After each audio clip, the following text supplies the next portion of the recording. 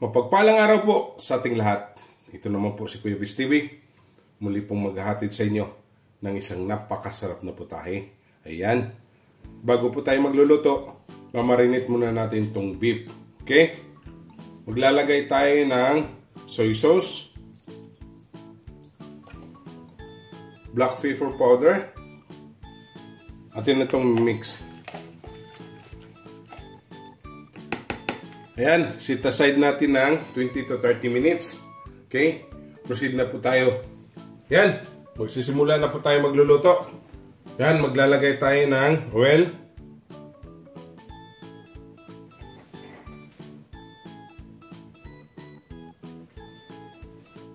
Garlic.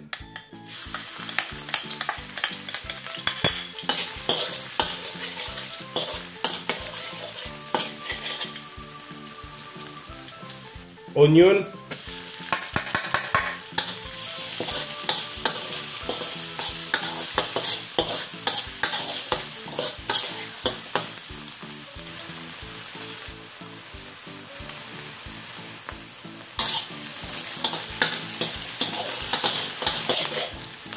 Lalagay natin tong ating beef marinated.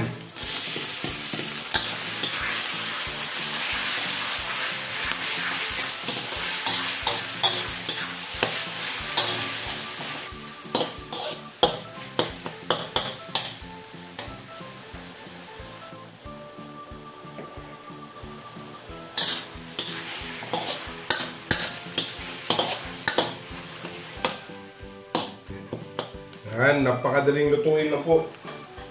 Yan, maglalagay tayo ng oyster sauce.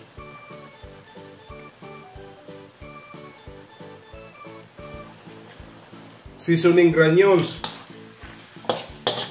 Yan.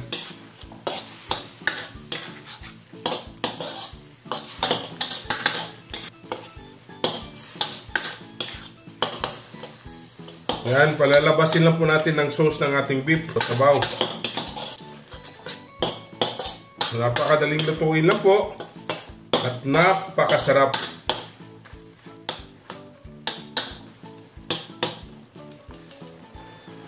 Lalagay tayo ng salt, black pepper powder,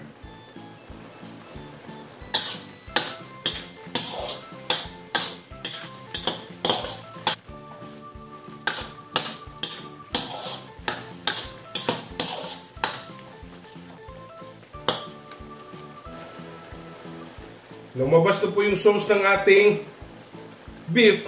Lagay natin tong ating broccoli. Yan.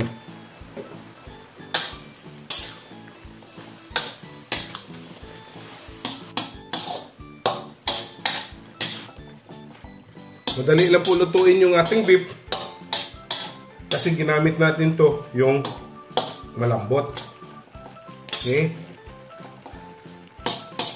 Yung malambot parte ng ating baka or beef. Yan. Pinapalabas na po natin yung sauce ng ating baka para mag-absorb dito sa ating cauliflower.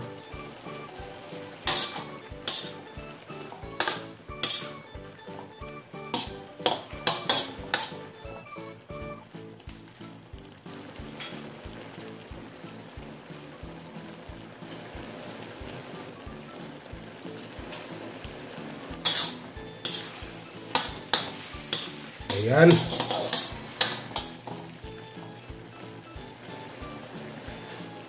Lalagay tayo ng slurry.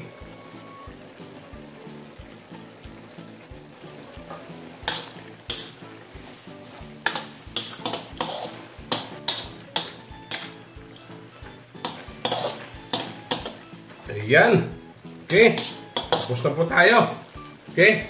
Atin na pong titikman. Ayan! Titikman.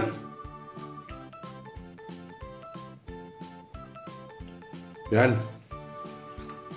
Napakalambot ng baka. Napakasarap mga kabis. Promise. Okay. Don't forget to subscribe my YouTube channel, Kuya Biz TV. Like, share, and comment po. At sa Facebook page ko po at TikTok, follow and like. Okay?